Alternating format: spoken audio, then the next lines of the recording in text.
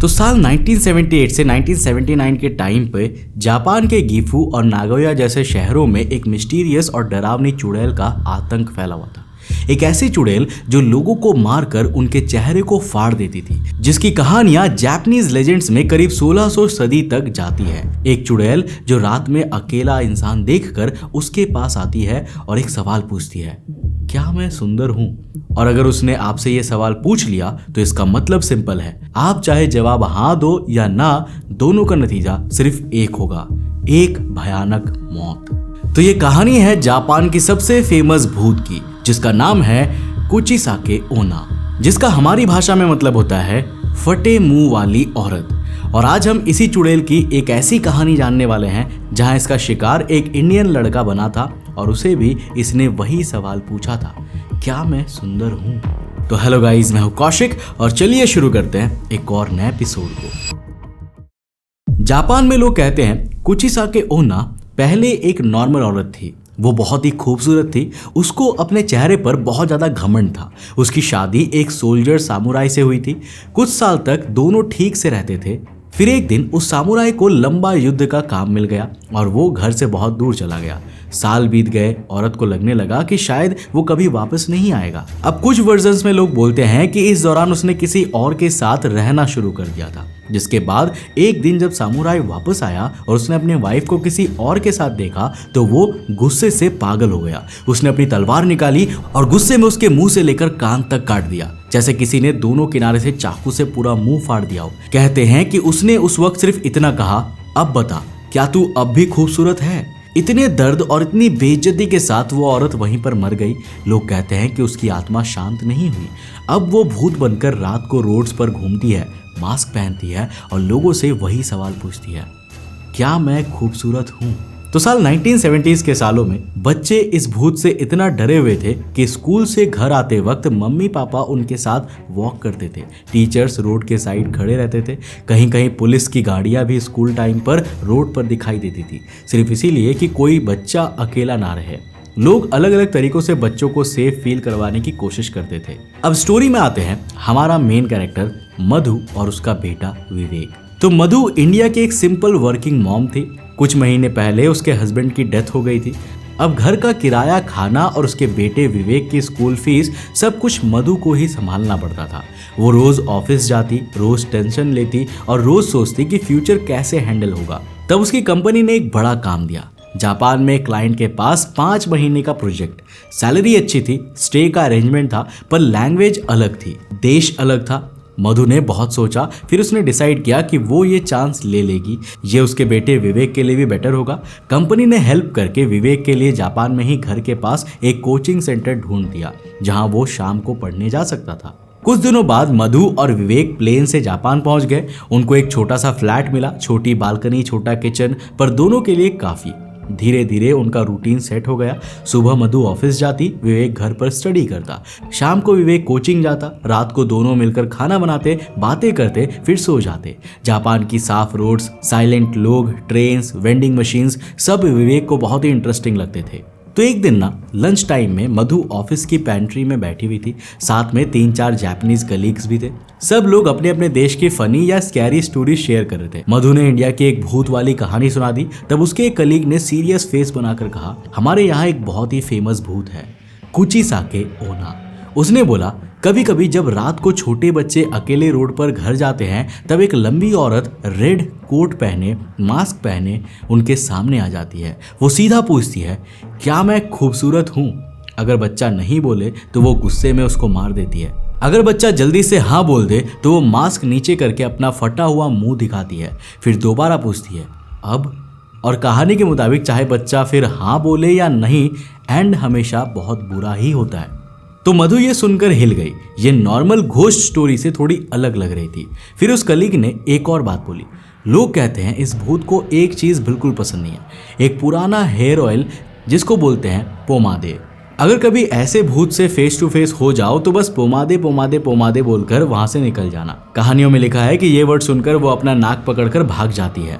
तो मधु उस जापानीज इंसान की बातों पर हंसने लगी, पर उसने ये वर्ड दिमाग में रख लिया, पोमादे। कुछ महीने सब कुछ नॉर्मल रहा, पर फिर एक रात आई जो मधु और विवेक की जिंदगी में सब कुछ चेंज कर देती है। उस दिन ऑफिस में बहुत बड़ा काम चल रहा था। इंपॉर्टेंट क्लाइंट मीटिंग थी। मधु पूरे दिन से काफी बिजी थी और अब भी उसे ऑफिस में रुककर ओवर टाइम करना था, जो जापानीज कल्चर में काफी नॉर्मल है।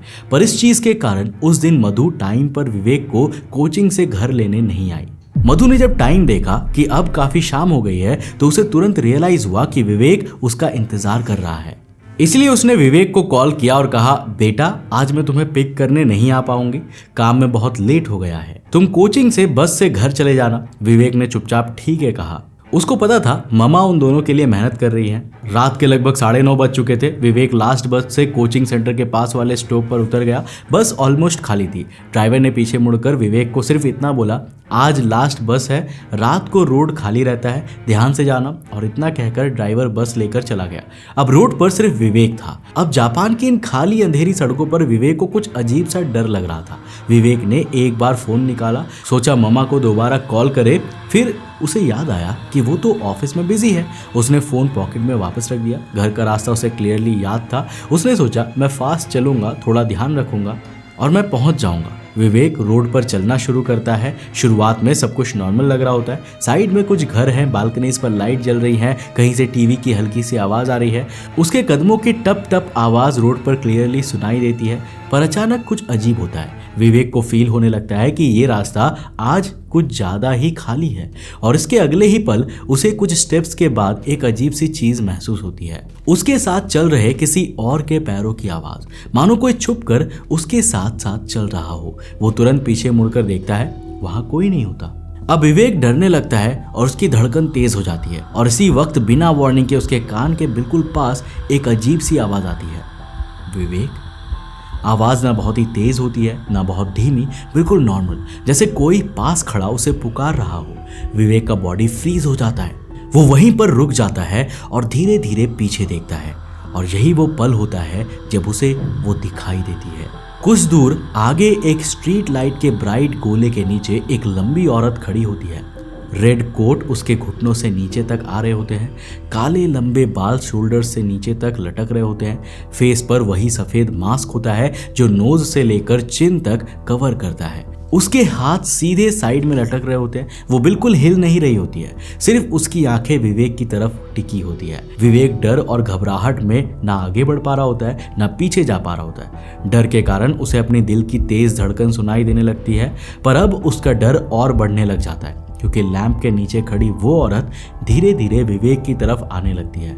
अब वो इतनी करीब होती है कि अगर विवेक एक बड़ा स्टेप आगे ले तो दोनों बहुत पास आ जाएंगे। फिर वो सीधी और सिंपल आवाज में विवेक से बोलती है, क्या तुम्हें मैं खूबसूरत लगती हूँ? और अगर आपको याद ना हो तो बता दूं कि ये वही सेम लाइन है जो मधु के कलीग ने ऑफिस में उसे बताई थी। पर इसके बारे में या इस चुड़ैल के बारे में अभी तक विवेक को कोई जानकारी नहीं थी। सही मायने में उसे अंदाजा ही नहीं था कि आज उसके सामने लिटरली जापान के मोस्ट हॉरिफाइंग फिगर से हुआ था। इसीलिए जब वो उससे पूछती है कि वो खूबसूरत है या नहीं तो विवेक डरी हुई और शर्मी हुई आवाज के साथ सर हिलाता हुआ बोलता है, हाँ तुम खूबसूरत लगती हो। विवेक सोचता है शायद वो लेडी स्माइल करेगी, थोड़ा साइड हो जाएगी और ये रात खत्म हो जाएगी, लेकिन ये तो उस चुड़ैल की एक चाल थी।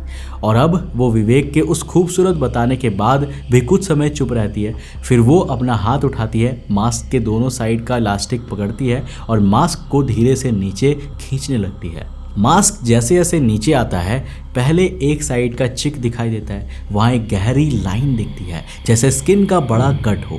मास्क और नीचे आता है, अब पूरा मुंह दिखने लगता है। उसका मुंह कान से लेकर कान तक कटा हुआ था, लिप्स फटकर ऊपर की तरफ खुले हुए थे, बीच में सारे दांत दिखाई दे रहे थे। उस डरावनी एंटिटी के इस हॉरिफाइंग चेहरे को देखकर विवेक के पैरों के नीचे से जान निकल जाती है। वो पीछे हटने की कोशिश करता है पर उसका बैलेंस बिगड़ जाता है और वो पीछे गिर जाता है, जिससे उसके हाथ ठंडी रोड से टकराते हैं। पर उसकी आंखें अभी भी बस उस डरावनी चुड़ैल के फटे हुए चेहरे को ही देख रही होती है। वो औरत थोड़ा झुककर उसके और करीब आ जाती है। अब विवेक उसकी सांस तक फील कर सकता है। सांस की स्मेल अजीब सी होती है, जैसे पुरानी दवाई और कुछ जलने जैसे स्मेल मिक्स हो। इस बार थोड़ी हैवी आवाज में, अब बताओ मैं अब भी खूबसूरत हूँ?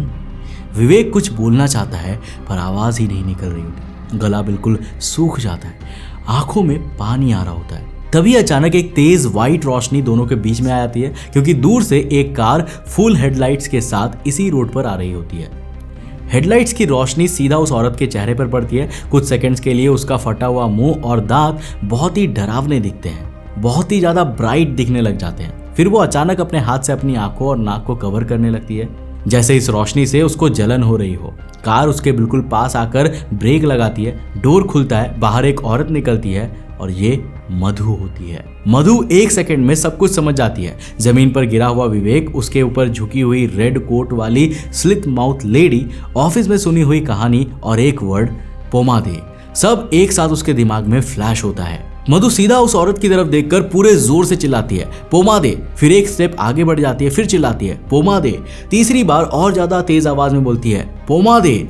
जैसे ही ये वर्ड हवा में गूंजता है, कुचिसाके ओना का रिएक्शन बदलने लगता है। पहली बार सुनते ही वो अपना नाक बहुत जोर से पकड़ लेती है, जैसे कोई बहुत ही गंदी स्मेल आ गई हो। दूसरी बार पर वो पीछे हटने लगती है। तीसरी बार के बाद वो एकदम से उल्टा मुड़कर भागने लगती है। उसका भागना नॉर्मल नहीं लगता, पैरों की आवाज बहुत कम होती है, सिर्फ उसका रेड कोट हिलता हुआ दिखाई देता है। वो स्ट्रीट लाइट के ब्राइट सर्कल से बाहर अंधेरे पार्ट में भाग जाती है और एक ही सेकंड में गायब हो जाती है। रोड फिर से खाली हो जाता है, सिर्फ कार की लाइट, स्ट्रीट लाइट और विवेक की हेवी सांस की आवाजें रह जाती है। मधु दौड़कर विवेक के पास जाती है, उसको उठाती है, फील करती है कि उसका बॉडी कांप रहा है, लेकिन वो होश में है। वो उसको टाइट हग करती है, फिर उसको कार के बैक सीट में बिठाकर सीट बेल्ट लगाती है। कार स्टार्ट करके घर की तरफ निकल पड़ती है। पूरा रास्ता दोनों चुप रहते हैं। घर पहुंचकर मधु डोर लॉक करती है, चेन लगाती है, सारे कर्टन्स बंद कर देती है, हीटर ऑन करती है। विवेक सोफा पर बैठ जाता है।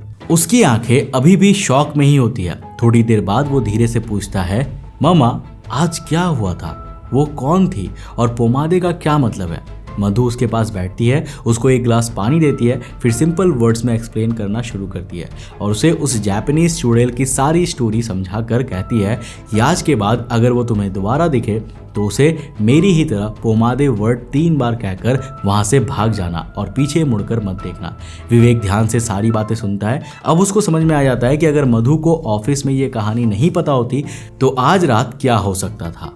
अब उसको लगता है कि दुनिया में सिर्फ बुक्स का ज्ञान ही नहीं, कभी कभी लोकल कहानी का ज्ञान भी किसी की जान बचा सकता है। कुछ हफ्तों बाद मधु कंपनी को मैसेज भेजती है। वो लिखती है कि वो हेल्थ और फैमिली रीजन से कॉन्ट्रैक्ट जल्दी खत्म करना चाहती है। कुछ मीटिंग्स और मेल्स के बाद कंपनी मान जाती है, उनकी रिटर्न टिकट्स बुक हो जाती है और वो दोनों इंडिया लौट जाते हैं। पर दोनों के दिमाग में वो जापानीज हॉरर एक्सपीरियंस हमेशा के लिए छप जाते हैं। इस रात के बाद विवेक कभी भी अकेला रात को बाहर नहीं निकलता और मधु ने एक बात हमेशा याद रखी थी, हर देश की अपनी कहानी होती है, अपने भूत, अपने डर। कभी कभी साइंस, लॉजिक या स्ट्रेंथ नहीं, बल्कि एक छोटी सी लोकल कहानी, एक वार्निंग या एक वर्ड ही जिंदगी और मौत के बीच का फर्क बना देता है। कुचिसाके ओना सिर्फ एक लेजेंड नहीं थी, वो एक याद थी जो ये बताती है कि अनजान जगहों पर जाते वक्त उनकी कहानियों को इग्नोर करना सबसे बड़ी गलती हो सकती है। तो दोस्तों ये थी कहानी कुचिसाके ओना की। आई होप कि आपको काफ़ी इंटरेस्टिंग लगी होगी। अगर लगी तो इस वीडियो को लाइक कर देना और अपने दोस्तों के साथ जरूर शेयर करना। अगर आप नए हो चैनल पे तो चैनल को सब्सक्राइब करने के साथ साथ नोटिफिकेशन बेल ऑन कर देना। और अगर आपको ये वीडियो पसंद आए ना तो मैं आपको रिकमेंड करूंगा कि आप अगली वीडियो इसे जाकर जरूर देखना, जिसमें हमने बात किया है भारत के ही एक ऐसे चुड़ैल के बारे में जिसका नाम था शूर्पणखा। आज भी वो केरल के जंगलों में रहती है, पर आखिर वो क्या करती है, आखिर वो लोगों पर कैसे हमला करती है, उसकी कहानी जानने के लिए इस वीडियो को जाकर देखना बहुत ही इंटरेस्टिंग है। मैं मिलता हूं आपको नेक्स्ट एपिसोड के साथ, तब तक के लिए बाय, जय हिंद।